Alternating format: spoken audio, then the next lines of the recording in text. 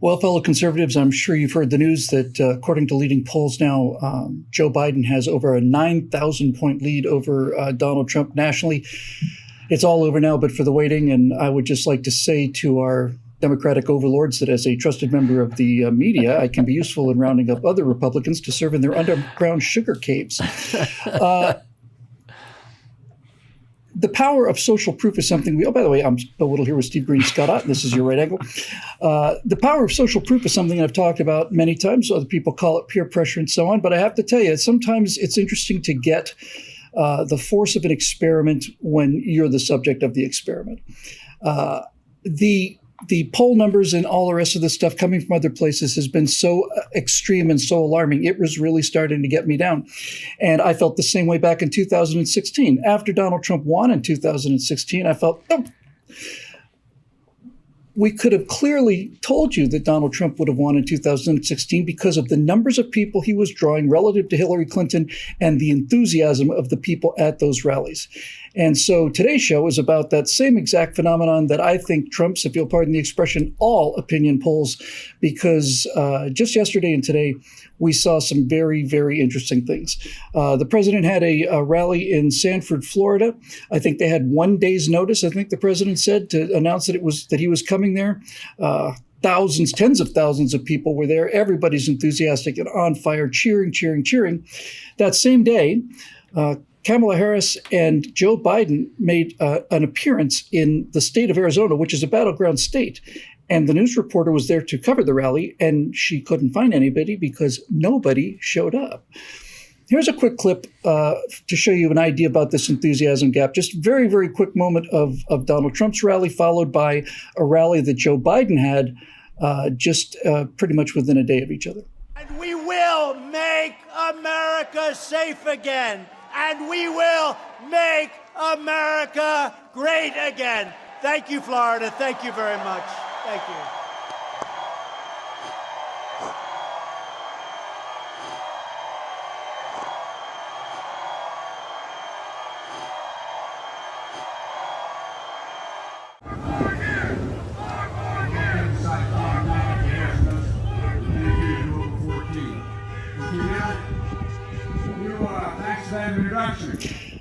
Steve, Donald Trump was saying during his rally, "My God, turn the camera around. Look at how far those people go." And Yeah. it was packed.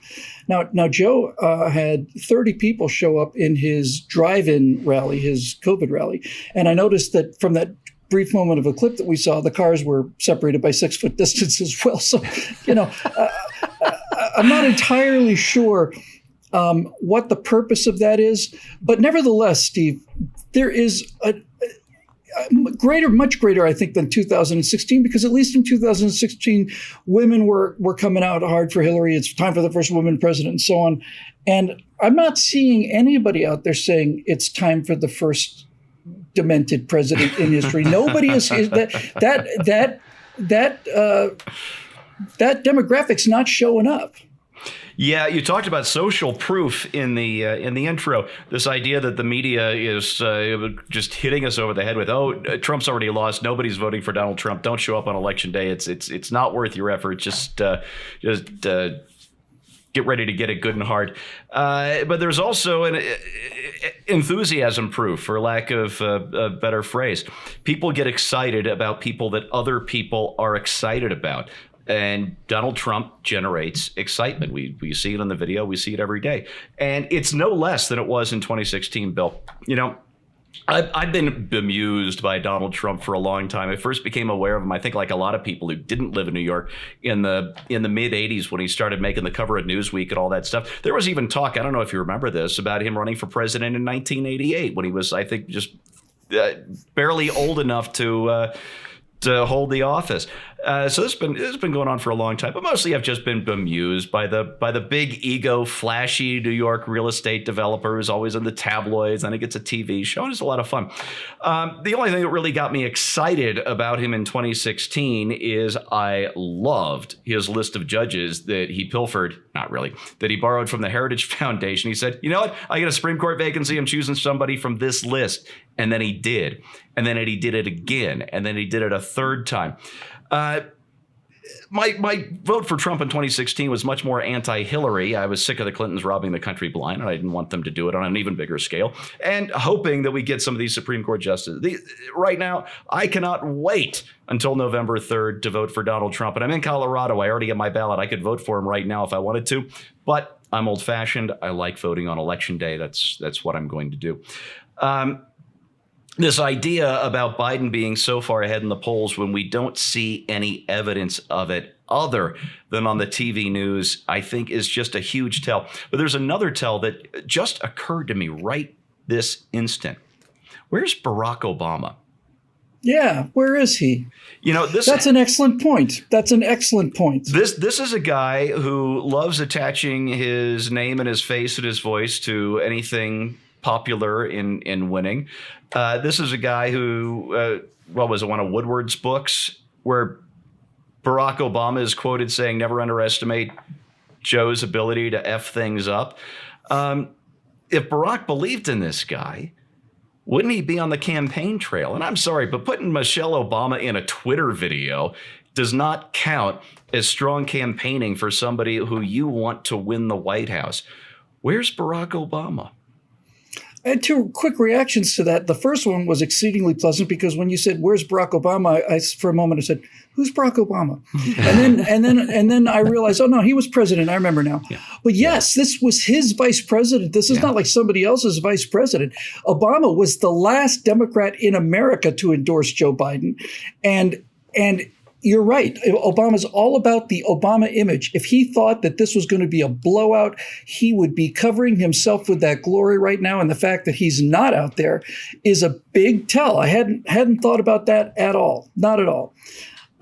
Scott, this election is showing a lot of other information beneath these Biden winning, all of these states by these incredible margins. Polls are showing that young people are not in the slightest bit enthusiastic about this election, which is not surprising. You got two old white guys, and they don't show up even when they're supposed to. So there's that. There's also some really disturbing signs for Democrats in terms of Donald Trump seeming to pull a decent sized percentage of the black vote and a decent percentage of the Hispanic vote. Both of those considerably higher than previous Republicans, and he did very well for them with his economy. So do you think that this whole look, here's where I'm going with this, Scotty. If there's this much enthusiasm for Trump and this little enthusiasm for Biden, if, as Steve pointed out, the big Democratic hitters, Bill Clinton, Hillary Clinton, Barack Obama, if they're not getting on the stump for Biden, that's telling me that their instinct for self-preservation is ringing loud. Do you think that this entire thing, but Biden has an insurmountable lead, do you think that's basically psychological ops against Trump supporters? Because I don't know how else you would describe it. Bill, you and me and Steve have been doing a show like this together for 11 or 12 years now. But nevertheless, this time I think you're right. Hang on, let me just write down the date. Yes, please mark this. You better get that notarized, Bill. Nobody's going to believe it, even with video proof. Can you even get anything notarized? It's in person. Yeah, I guess you can. But anyway, the interesting thing here is the difference between a poll and a rally. The poll comes to you. Somebody calls you. You answer the phone. You answer a couple of questions. It takes minimal to no effort on your part. It takes zero preparation. You didn't even know it was coming. And all you have to do is answer a few questions to some nice person on the other end of the phone, and then hang up the phone, and it's over. A rally involves pre-planning. It involves, in some cases, taking off from work. It involves, in some cases, preparing yourself for being outdoors for an extended period of time if you have to wait to get into the venue, or if, in fact, the venue is outdoors. So whether you're in heat or in cold or whatever, you've got to lay the groundwork for this event. It's like a camping trip. You've got to be prepared for this. The kind of people who turn up in the tens of thousands for Donald Trump at a rally are a lot more committed than the kind of person who answers the phone and says, "Yeah, sure, I'm voting for Joe." And I think that people underestimate that. I mean, the enthusiasm gap is not dispositive of the outcome of the election, but you dismiss it at your own peril, Democrats, because the reality is that Democrats who are enthusiastic about voting for Joe Biden are doing so because of something else that they care about. It's because they're concerned about the Supreme Court. It's because they're concerned about losing their right to an abortion. It's because of some tertiary issue, not because they're enthusiastic about Joe Biden. On the other hand, supporters of President Trump, many of them are excited about the actual issues, but they're also excited about the candidate. And Trump has kind of a magical formula going here because he's managed to whip up enthusiasm among people who are devoted followers, so to speak, who really just love him personally and the things he's doing. And yet, he's somehow hanging on to a lot of people who really don't like the way he is, but they like the things he's been doing. And I think all of this is a recipe for victory. I have yet to change my opinion that I think he's going to win on November 3rd. And I think that I'm not calling into question any polls or polling methods. I don't understand enough about that whole science to be able to even analyze it. I just see what I see. And when you see, as in Trump's words, and it's probably inflated, but 96,000 people outside somewhere in Florida who just came to listen to the president rattle off a list of his accomplishments, there's something in that Joe Biden has not. Hey, Bill, can I throw in something very, very quickly? Please. Scott, you told the Democrats that there is peril in dismissing that. I just want to correct you. If there are any Democrats watching, there is no peril to you whatsoever. You should dismiss it fully, completely, and immediately, and remain that way for the next 3 weeks. Nothing to see And we here. want you to get out there and vote either way. Don't forget Republicans vote on Tuesday and Democrats vote on Wednesday. Although be that counted. doesn't much matter anymore. That gets counted. That's right. Yeah, that's right. There's a lot here. But first of all, watching the president in Sanford, which was yesterday as we record this, I haven't seen him that energized in a very, very long time. And my first thought when he came out and I saw how positive he was and how upbeat he was, and he was mocking Biden, but he was doing it in a very kind of a lighthearted way, made me first think that, my God, he must have been exceedingly sick the night of that first debate, because I've never seen Donald Trump worse than he was that night of that first debate. There was a lot of hectoring, but none of that lightness of spirit, none of that, oh, we're going to win until we're sick of winning and then we're going to win some more. So I was very happy to see that back. But I think Scott makes a really profound point that I hadn't thought of before. So there's a first time for everything. When you go to a rally, it is more hassle to go to a rally than it is to go and vote. Significantly more hassle. First of all, you probably have to pay for tickets. And then there's long lines, and then there's long waits. You're either out in the sun or it's not like you get there and he shows up. Many times people are waiting 3, 4, 5 hours for him. And many times people come all the way to a rally, find out that the venue is full, and stay outside in their cars. That is the same amount of,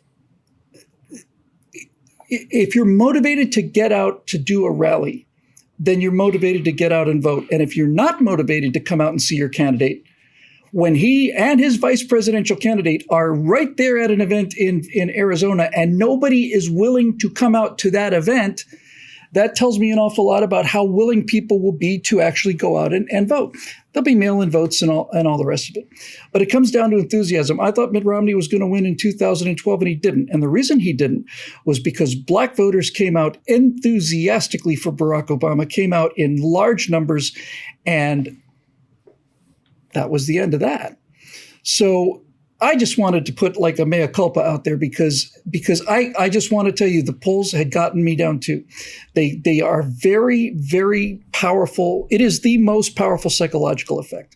Everybody else is doing this, so therefore that's what's going to happen.